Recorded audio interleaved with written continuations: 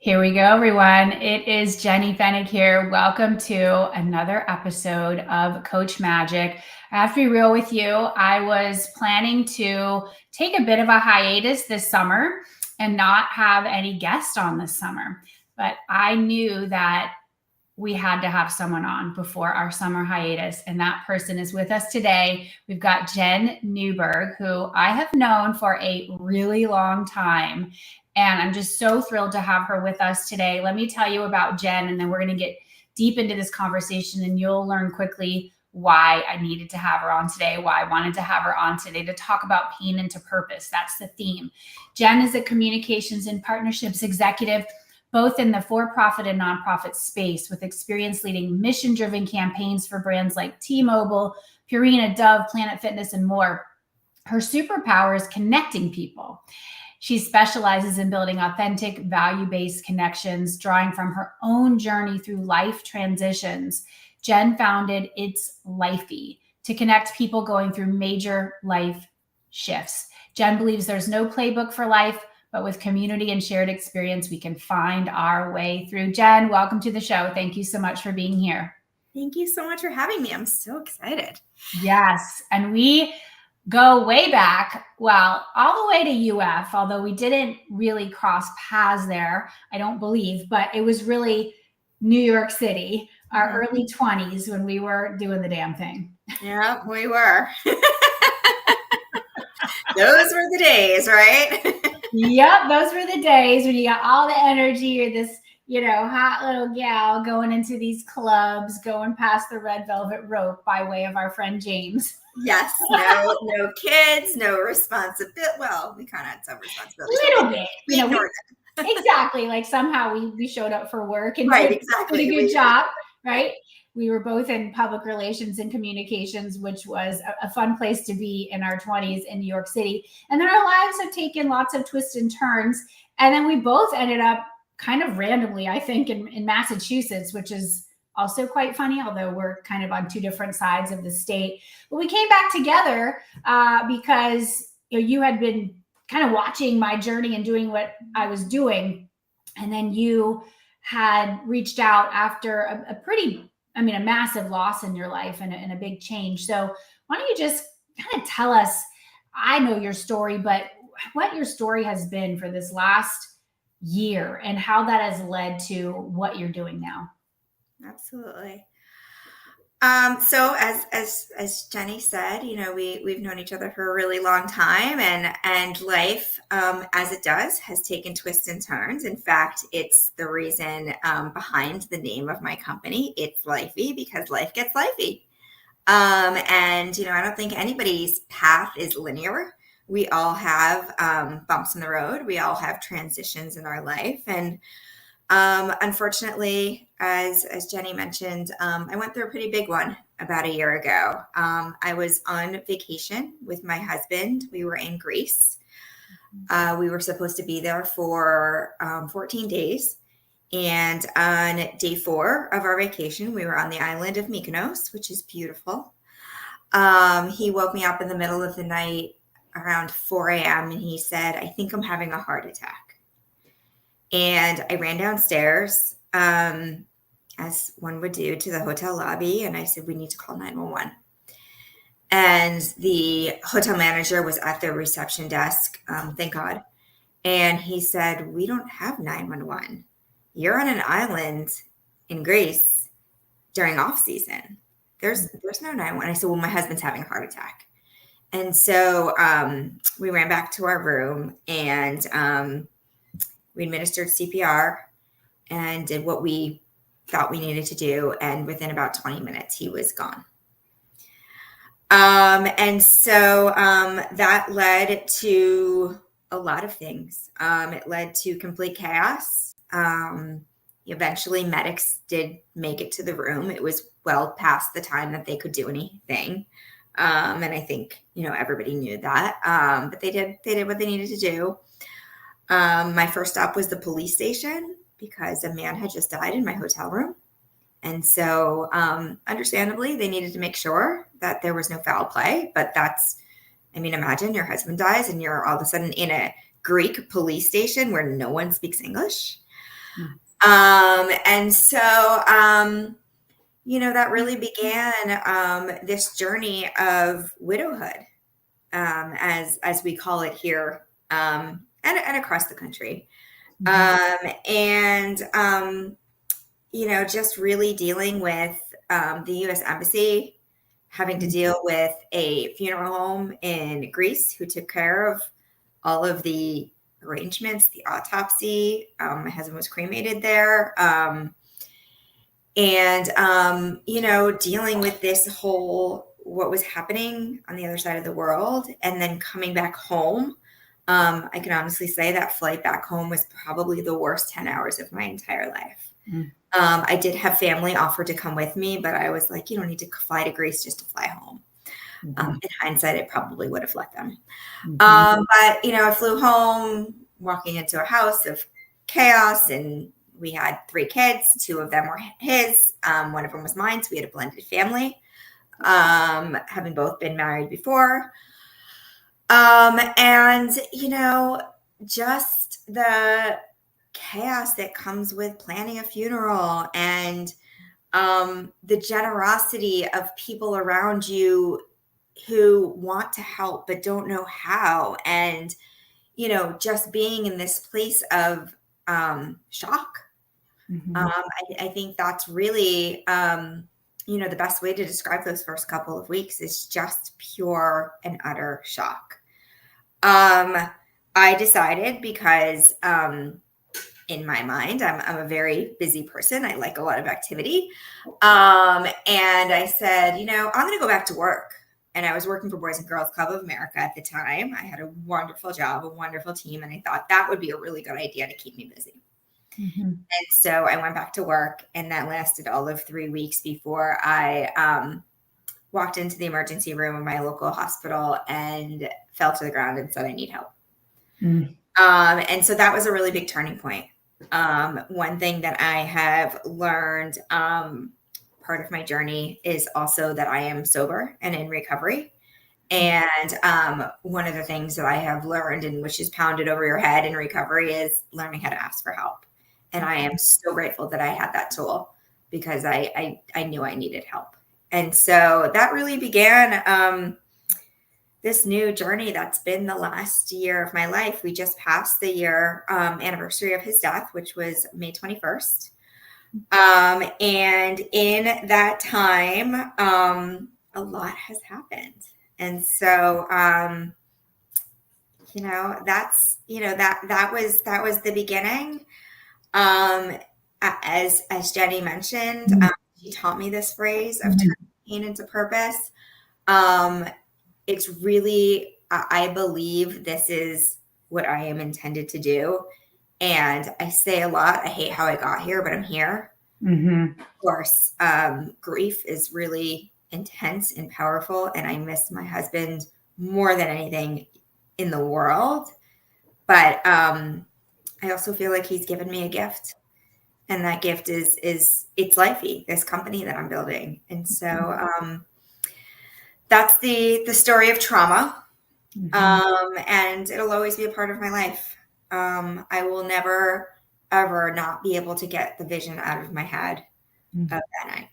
And that's something that will live with me forever. It's also something that I've learned through a lot of therapy.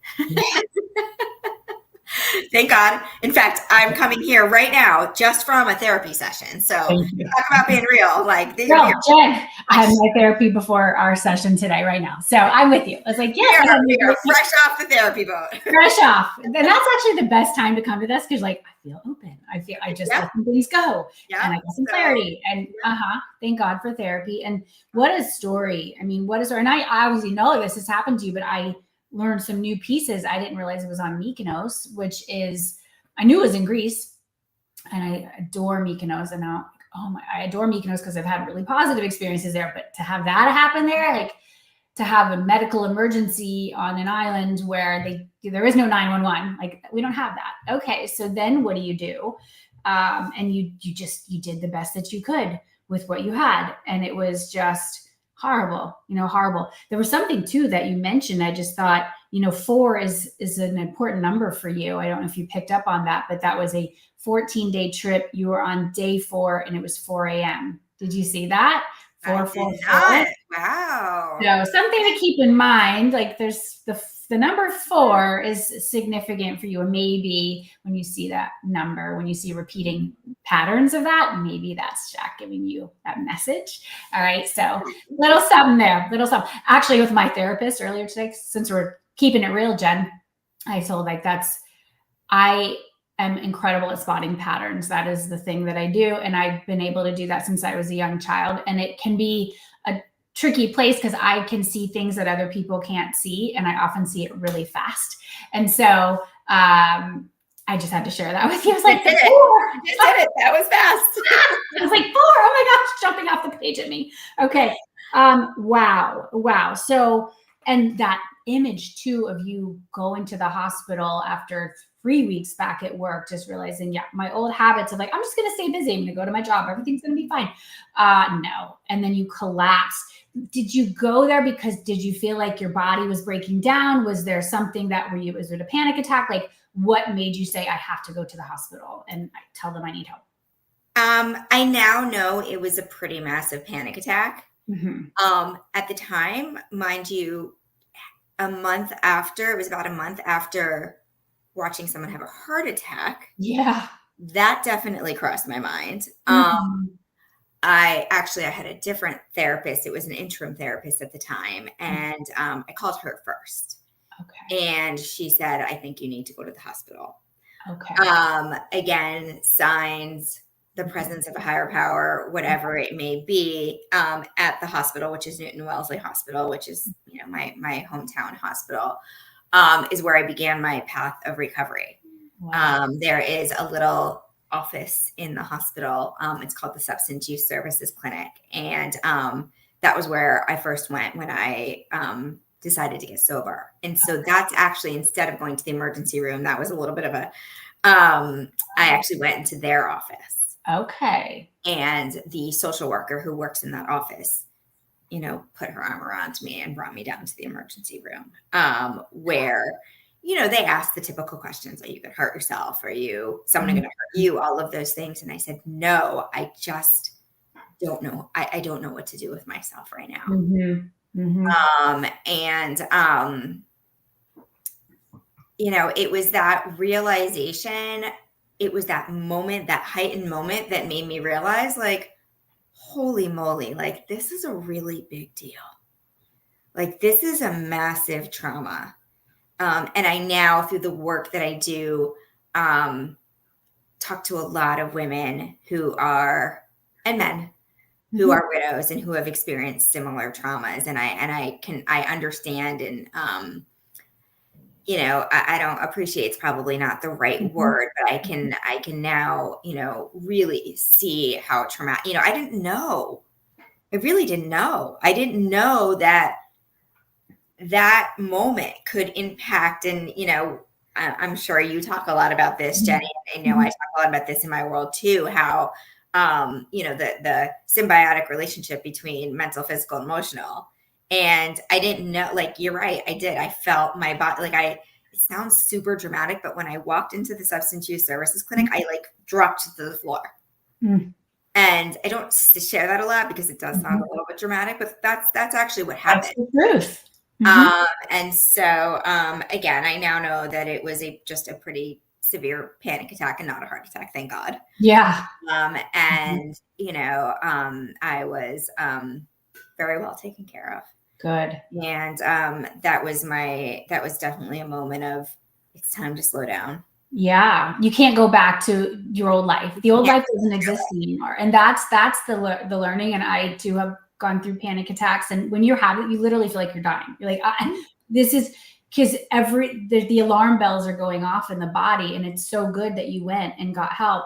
I had a similar situation, obviously many, many years ago. My sister died when I was 16, and I'm saying, I'll never get the visual of the hospital room scene. She died in a hospital. Okay. So we did have that. We had the medical professionals and all of that, but still, death is death. And it's profound and it's a loss that you never really get over. You move forward eventually. But I did like you did, which like I was in school. So I went to school the next day. Like I'm going to school, like not dropping out of school. Like I'm going to school, and I kind of defaulted to my old habits, which was just do this thing. And years later, it caught up with me. And it was that I had a panic attack at work. It was at work in New York when you and I knew each other. PR, which was always stressful, and it was always a crisis, and there was always everything needed to be due like immediately.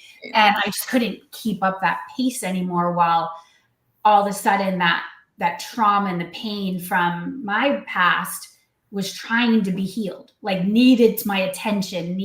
And I remember that feeling very, very deeply. And the way you got help, I got help in my own way too. And I think just us having this conversation today is really powerful for you and I. And I'm hoping for our listeners who have experienced their own version of trauma, or they know someone who has. And y'all, please share this conversation, because sometimes we forget that we can get help. We are allowed to get help. We hold up so much, but we can't hold up the whole world when we're falling apart. Like when literally Jen's going in and collapsing on the floor, and I'm having my panic attack at work. Like we can stop being so damn responsible and just get our own needs handled. Like we're responsible. Like we've always been good. We're good at the things. But gosh, when you are dealt a hand like this, you need help. You need help. So you got help. And that line that you said, I hate how I got here, but I'm here. And so acknowledging I am here, and what am I going to do now? And so this gift that your husband gave you, and absolutely so proud, you birthed it's Lifey. You said, I'm going to create community. I want to have these conversations with other people who have gone through really hard stuff. So let's talk about your company and how you came up with this idea and how you've been navigating the build, because that's what it is. We got to get something off the ground and through something tangible. You have the idea, and then, okay, well, then what are you offering? So walk us through that. Absolutely. And I'm so grateful to you for many reasons, but just, right now in this very moment, and you mentioned this, sharing this with other people. And I tell my story a lot, and some people think I'm crazy, but I do it because I never want anyone to feel alone.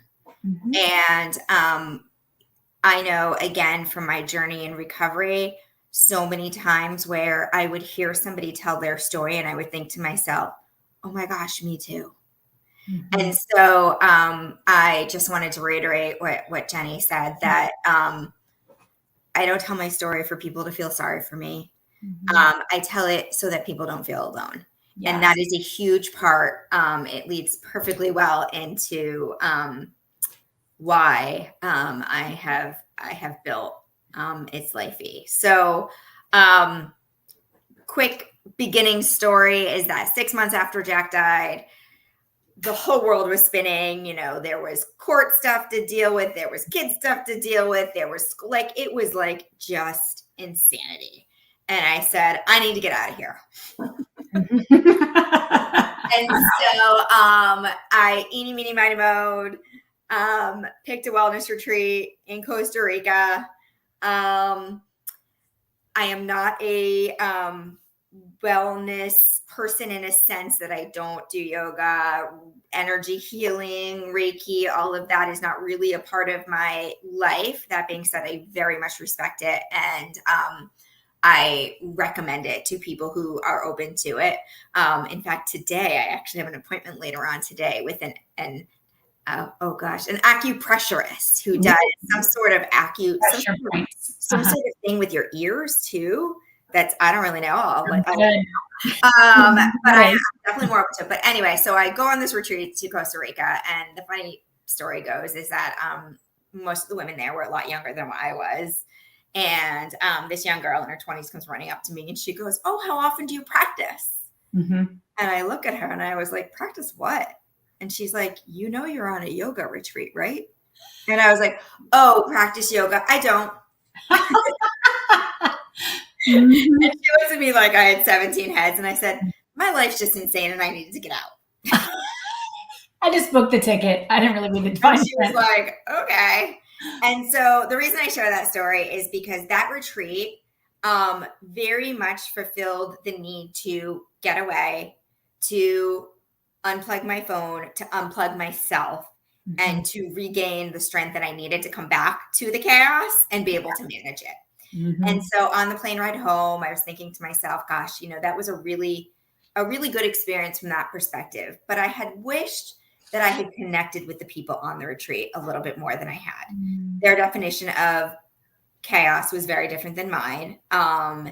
We were just in different stages of our lives. I mean, that's really just the reality of it. And so I thought, well, what if I could create a retreat that had that same healing benefits, that same benefit of unplugging from chaos, but with people who were in the same position. And so me being me, within like 3 weeks, I had a house book to host the retreat, which ironically, not ironically, I don't know, happens to be down the street from where Jenny lives. Yeah. Like so bananas. Yeah. And so I had booked this house and jumped right in and, started finding, I knew it was going to be for widows.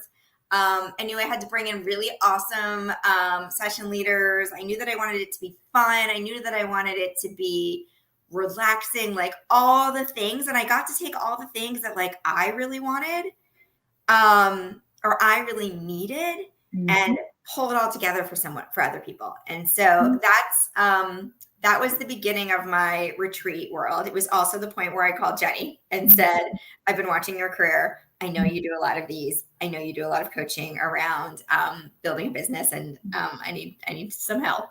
I had never. I worked in corporate America, as you mentioned. I worked in the nonprofit space. Entrepreneur was not on my list of qualifications. And so, as the retreat started to come together, I said, what is the umbrella that this falls under? I don't really want to host retreats on their own for the rest of my life. I would like to have them be a part of something bigger. But I worked in PR, as we talked about. I've planned millions of events. Events are hard. They sure are. I know very well that planning events is not something that I want to do over and over and over again for the rest of my life. So I thought, what is the bigger purpose of this? And I went on to LegalZoom and I filed an LLC and I said, okay, now I have a company. Look at that. And what I did is what I knew how to do, is ideate and brainstorm and talk to people, connect with people. And I have a PowerPoint that I will probably forever have that has about 19 different ideas of what It's Lifey could be. I spoke to 47 people across every industry, every level, every type of person you can imagine over a 2-month period. And I just like spilled it. Like, what if I did this? And what if I did this? And what if I did this? And I was like, when we first met and I first started, Energy Queen with you, I was like that. I was like, what, I'm going to do all of these things. And the retreat was happening no matter what. That was booked. And I had this really wonderful woman. Her name is Anne LaFleur. She lives here in my hometown and one of the 47 people that I spoke to. And I gave her my PowerPoint and we met the next day or a couple of days later. And she said, I think you need to focus. And I was like, yeah. Yeah, I guess I do. And so since that moment, which was actually just a couple months ago, I have really honed in on the retreat, making it the best it can be. It's happening in, like 14 days. Yeah, 14. There's the 14 again. There you go. Oh my God. 14 days. And she also was the program director at a community center here in Natick and said, I run these 6-week programs, all different kinds of programs. They run from, music to fitness to what have you. And she said, do you want to run a support group? And I said, yes. And so that's really what has become the core, at least for now, of It's Lifey. I have now run my first support group. It was, I don't even know how to describe the gratitude that I have and the gosh, I'm not usually at a loss for words. I mean, I'm Mm. pretty much never. But it's really, gratitude is really the word that I have, to have the opportunity to have met the 7 women that came to my support group. We all went to dinner last Saturday night. We have group text going on. I actually tell people I measure it's success. The first meeting we had afterwards, I was cleaning up the room and they all went into the hallway and they're all chit-chatting and exchanging numbers. And I was like, yes, like that is exactly what I wanted. And none of those women, I can tell you for a fact, none of them wanted to be there. Right. No, because they're all widows. They're all widows. Like their sons, their friends, their brothers, they were all, maybe not all of them, but at least more than half of them had been dragged there by another person. Because that person knew they needed support. But in their minds, I mean, the thought of being in a room with other women and talking about your trauma, like that's daunting. And it's one of the things that I really pride myself and my business on is, I'm very honest. I am not a therapist. I'm not a coach. I have no formal training. As you know, Jenny mentioned in my intro, I'm a connector. Right. And I think that makes it a little less scary for people. They don't feel like they're going to group therapy. They don't feel like they're going to be a part of a formalized coaching session. It is literally just us being together with people who get it. Yeah. And so that was awesome. Needless to say, I am hosting 4 more in the fall, expanding to other parts of Massachusetts. Okay. As mentioned, in 14 days, I do have my first retreat. I have 10 amazing women coming from all over the country, Florida, North Carolina, Virginia, New Jersey. It's crazy. I'm really excited about that. I'm also planning my second retreat, which will happen in October. That actually will be more wellness focused, working with some great practitioners, energy healers, mediums, Reiki masters. And so that is happening, figuring out, working through the details of that right now, but it's going to be the weekend of October 17th. I do have a date. That's all I have, but that's okay. That's okay. That's where we start. Listen, I have a date and I have people that want to come. That's all you need. That's all you need. Even though they say it's not about, it's like where you are, it's who you're with. That song. Right? Yeah. So that's it. It's just, that's community. And that's what you set out to do, was build community. And I love how you've owned the fact that, I'm not a therapist and I'm not a coach and I don't need to be. And what has really made these rooms so special and feel so safe, and is that we all are in the same boat. And so I am connecting. I'm helping you all connect, and you're trading numbers because you actually want to talk with each other, and and that's all you need. That's all you need. That's all you need. I feel that the power of connection is one of the most critical things in life. And listen, I know we hate to talk about it, but we all lived through a pandemic where connection was limited. Yeah. And as I just said, whether we like to talk about it or not, it had an impact on all of our lives. Yeah. And we are very lucky that we are not living in that anymore. And so I feel like we need to embrace it. Yes. And we've learned to embrace it even more, that, we need to be with other people. In fact, Dr. Vivek Murthy, who is the former Surgeon General, is one of my heroes. He one of his platforms when he was in office was around loneliness. Yes. And he talks about the loneliness epidemic, and he has a quote that says, loneliness could have the same impact on your body as smoking 15 cigarettes a day. Jeez. Yeah. And, I repeat that a lot because it puts into perspective how important connection is. Yes, absolutely. And not just connect. I mean, this is what we're doing. We're connecting right now. This is going out. People are going to tune in on their phone or on wherever they listen.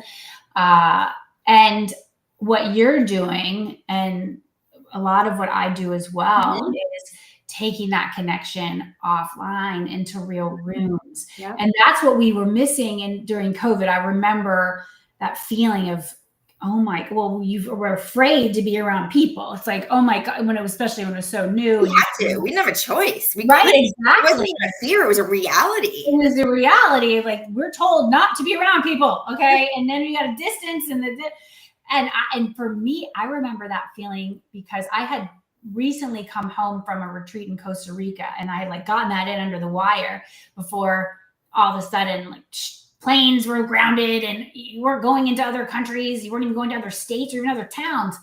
And that thought came into my head of, I'm really glad I did all the travel I did in my life because I don't know if I'm ever going to be able to do that again. And it was such a sad feeling, like, oh, that's horrible. But I'm glad I got it all in when I did. But that feeling of, what if I can't do that anymore? It was just a horrible thought because travel to me, that's creativity to me. That's seeing the world. That's connecting with other cultures, other people. And it's so important that we talk about this for people to really tune in. What is connection to you? And are you doing it enough? And it's not just like texting with people, although that's a beautiful way to connect, but how else are you doing it? Are you scheduling dinners? Are you going to retreats? Are you getting on a plane and going to see somebody? Like, what if, Jen, you got on that plane and went to that retreat? You didn't know anyone. You didn't even know it was going to be a yoga retreat, but I'm going to Costa Rica. I need a time out so that I can refuel and come back and deal with all this chaos from a place of fullness instead of a place of depletion. That was you willing to go out and connect. And that move that you made led you to what you're doing now, which was, hey, that retreat was amazing. And I couldn't really go there as much as I would want to with these people because we were just in a completely different part of our lives. Like, they had no idea what it would be like to be me.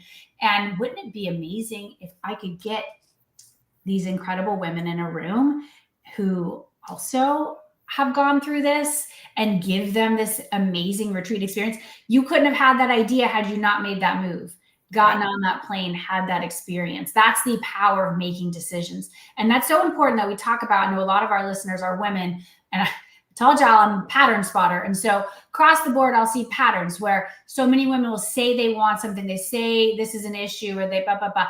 But the pattern is they don't do anything about it. They don't make the decision. They just sit in indecision because they're so afraid of making a move, or because they so afraid of maybe making the wrong move, or maybe are they worth making this move? And y'all, you have got to make decisions. You have got to make decisions. And Jen, you had to deal with that, right? When you were filling this retreat, because there's people who want to and they don't want to make a decision. Yeah, absolutely. And I mean, I think the other thing too is just, I am an extrovert. And I, had this assumption that so is everyone else. Clearly that's not true. And so, when you talk, Jenny, about like going to retreats and getting on a plane, like, I understand that that's really scary to a lot of people. And so I want to also bring home the fact, to the people listening, that a connection, and you said this, can be a coffee. It can be a walk with a friend. It can be joining a community on Facebook. It doesn't have to be this huge daunting thing. I again, in my recovery, we talk about, you don't have to have a lot of people. It's just one-to-one, that one-to-one connection. And that can be the entry point. Yeah. And then once you do that and you're like, that was pretty cool. Then it's like, oh, well, maybe I want to be with more people. Right. And then it's maybe I want to be, and all of a sudden your world just opens up. Yeah. And, again, I get like retreats are not for everyone. I get that group settings are not for everyone, but connection is. There you go. Connection is. We, as humans, we need this. We need this. And as you mentioned, that incredible quote about, if you're in the throes of extreme loneliness, that's equatable to 15 freaking cigarettes. So it erodes on you, and it takes away your feelings of that you deserve to have here. Like, you and I both know, Jen, this life is short. None of us know how long we have here. None. Nobody can say that with certainty. And why not live the best life possible? Why not love fully while you're here? Not only giving it, but receiving it.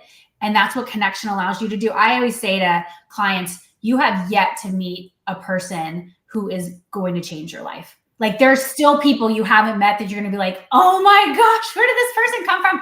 That just gives me so much joy and excitement. Like, yeah, you haven't made all the friends that you're going to make. You haven't tasted all the incredible tastes that you're going to taste. Yeah. But you have to stay open. You got to stay. And with connection too, Jen, what is your thought too on vulnerability and like, how does that play into the work that you do and the rooms that you help curate?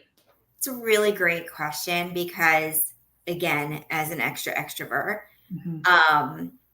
my first session in my support group, I thought we were going to sit in a circle and everyone was going to share their story. And I shared mine. And I said, who wants to go next? And everyone just stared at me. And so I understood very quickly that it takes, there is a level of vulnerability to share a story as traumatic as losing somebody. And, I want to make a quick point that my hope for It's Lifey right now, I am focused on widows and widowhood because it is something that's very close to me and close to my life right now. But I do hope to expand it to other life transitions.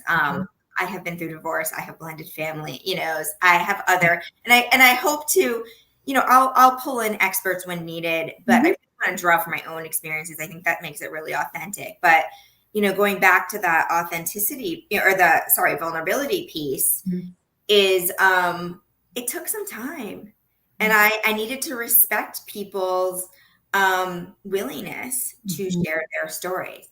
Yeah. I can tell you by week 6, we all knew everything you could possibly want to know about each other. I mean, things that you didn't want to know, you knew. And by the dinner, I mean, everything was gloves were off. Yeah. I very much recognize that it takes a level of vulnerability to share parts of your life, especially parts of your life that are painful. Yeah. And I commend you, Jenny, and I watched your journey and how you talk about your sister's death and how it's impacted you and, how you talk about your sobriety and, things that are, most people aren't always comfortable with sharing. But I can also, just as much as and listen, I'm not, again, I have no license in therapy. I'm not a scientist, but in my gut, just as confident as I am about connection being important, I also believe in the power of sharing. Yes.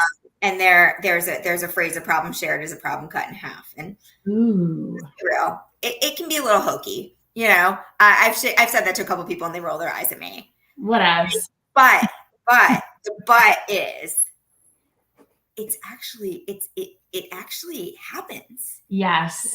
When you share, and again, it doesn't have to be with the world. Like I'm comfortable sitting here right now and talking to whoever wants to listen to me. Like, yes. I understand that, everyone's going to be like that everyone's going to feel. But once you start to share, and it doesn't have to be your like life story. It doesn't have to be your deepest, darkest secrets. Like save those for your therapist. Right. But it's your hopes, your dreams, your, this weekend, I really want to go see Dave Matthews in concert. It can be like the simplest things, but once you start to like break down those barriers, it becomes easier. Yeah. It becomes easier and you become lighter. Yes. Yeah. You get that lightness that occurs. And then you realize there's a connection for you. Like, what? Me too. Exactly. We were in the pool this week. It was now it's chilly, right? Massachusetts. The weather's so random. Like what? It was burning hot the last few days. So I was able to go to the pool earlier this week a few times and just in that water and connecting with one of the moms there. Our daughters are around the same age. It was nice because go make a friend and realizing, oh my God, like literally our birthdays, we had all these birthdays in common, like side by side birthdays. What? Their birthdays are ours too. And like across the board between family members, this is interesting. And again, patterns, like noticing, okay, there's something here, but you feel that connection. You feel like there is this joy that occurs. Otherwise, it's just a series of random people who are walking by. You have to be willing to. And then this other thing that happens, you'll appreciate this on this connection. I had met I've seen her years and years at the pool. We only see each other at the pool. There's people you just see in Jordan, and then I won't see you again until next summer. Right. And so she's amazing. She's in the entertainment world, like acting, theater.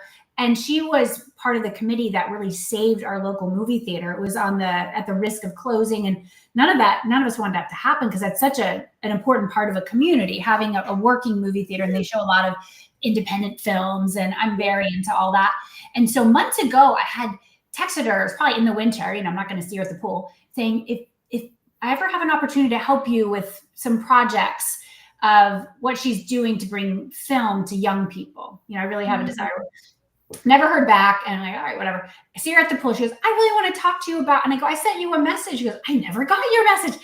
Well, Jen, we're meeting later today about this. She started a film festival, international film festival for kids 25 and under. So young people. Yeah. And so connection. You talk about connection, and you follow the energy. I'm a big believer in following the energy. We can't necessarily connect with the entire world, because there's a lot of people, right? But we can follow these connections. We can find those people who we feel like there's something there. There's something I want to uncover and discover together. And like when I talk to that person, I feel good. There's something about their energy that brings something good out of me, or even people who trigger you. Ooh, there's something there too that I'm curious about. Like, what is that? And so, Jen, I just want to celebrate you with what you have built. I mean, to take a horrible, traumatic, kind of worst thing you could ever imagine and do something beautiful with it. It's that pain into purpose. You got out of sitting in your own like mud and said, I'm going to go connect with others. I'm going to cut that problem in half, or in thirds and fourths and eighths. Right. Because when you get a group together as well, it's like that's what happens, because the group really serves the collective. Like you and I both, like you're really now experiencing the power of group work. And that to me is just magic. When a group is well curated and you are doing an excellent job of like holding that space and, just carving out, here's the kind of the rules of engagement. Here's how we do. And that also helps with creating safety in the room, is that people feel like what I'm saying here is like, yes, we're going to spill, but it's confidential. Like it stays in the room. Like there's ways to create that space where you've got such a powerful room. And then that word travels and other people are like, oh my God, you have to be at Jen's next retreat. You have to go to her support group. That's how it's going to go for you. And it's Lifey will continue to evolve. You don't need to know how it's going to look yet, because there's no way. I have no idea. In fact, speaking of, okay, we just came from therapy. Yeah. You have a call with this woman later about the International Film Festival or the Film Festival for Kids.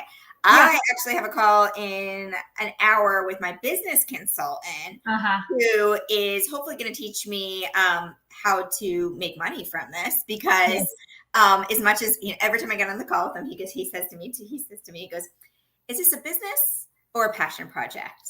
And every time I go, I don't know yet.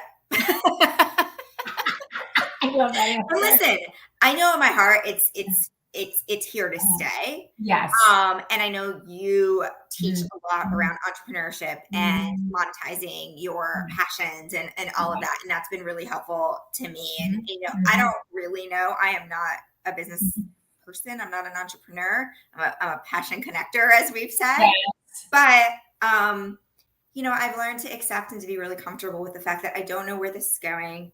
I don't know if it's going to be a business or a passion project. I'm okay with that. And I'm not going to be okay with not knowing. Let's be real here. Yes. To know what's going to happen tomorrow. Right. And that's recovery. There's actually this really cool art studio town over, this cute little village. And I always loved the sign that was hanging outside of the studio.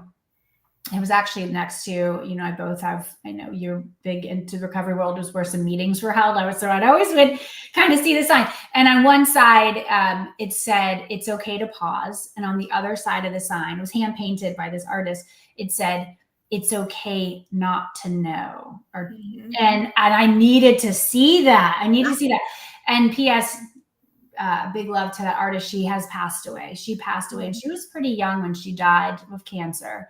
And that whole, it's not to not know. And Jen, so many businesses, and if you look at some of the biggest companies around, like they're not making money the first few years. It's like they're figuring out, like, what is this business even? You have something that people want.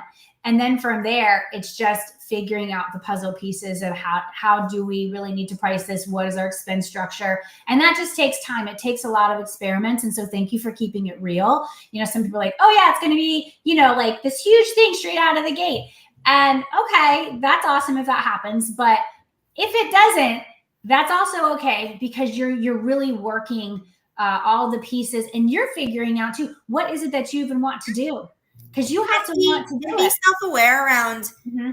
you know what you know, and you know what you don't know. Mm-hmm. I mean, I came to you because, there was a lot of things that I didn't know that you've taught me. I have a business consultant because I don't know how to do I don't even know what it's called, a forecasting document, it goes back to that asking for help. Like there's a lot of people in this world who are very kind and generous and want to help. You just Yes, exactly. And that's, I think, a big lesson, a big message from this conversation today is ask for help, get help. And when help arrives, figure out how to receive that help. Sometimes you will get help that's free. Other times it's help that you're going to pay for. And there's always a way. There's always a way. Just trust that and know that you are worthy of help.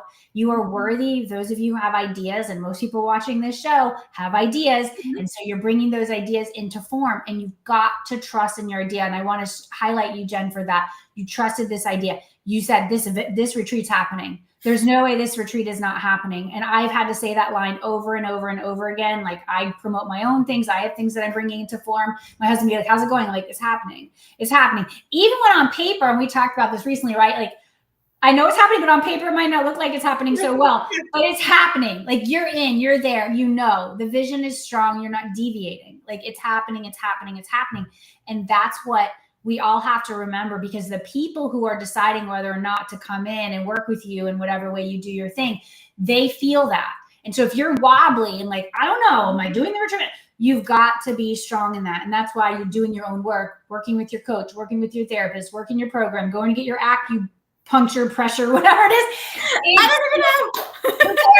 But you need it. You need it because it helps keep your body in tune. Like we have a frequency, we emit the frequency. And if we're all out of sorts, which life is freaking rough, like there's a lot of stuff that's going on. Life is lifey. Life is lifey. You got to take care of yourself. Okay, Jen. So thank you for coming on. Where can people find you? Where can they get in touch with you? Come to your stuff and just follow you. My website is probably the best place. It's itslifey.com. So ITSLIFEY.com.